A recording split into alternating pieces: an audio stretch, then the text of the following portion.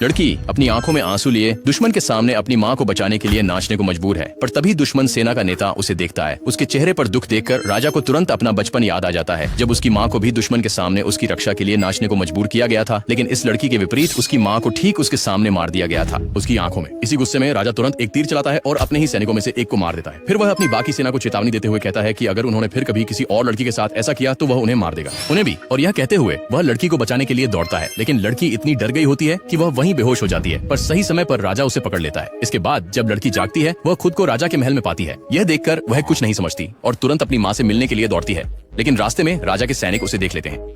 इसी बीच दूसरी ओर राजा की पुरानी यादों के कारण उसके सिर में तीव्र दर्द होने लगता है और उसका मुखौटा गिर जाता है, जो उसके असली चेहरे को प्रकट करता है, जो वास्तव में बहुत शांत और सुंदर होता है, पूरी तरह से उसकी खतरनाक छवि से अलग। उसी समय छिपने की जगह तलाशते हुए लड़की दुर्घटनावश उसके कमरे में प्रवेश कर जाती है।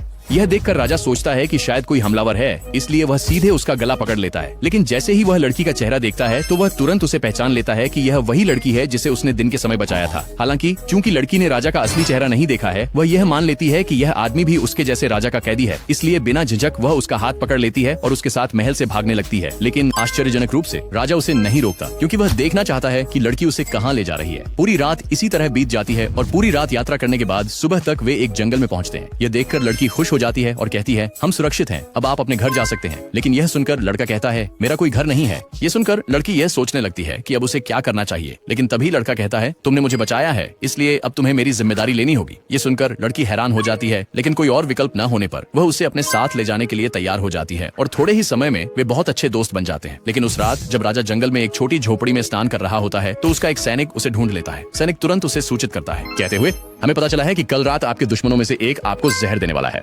अब आगे क्या होता है ये जानने के लिए इस वीडियो को लाइक करें।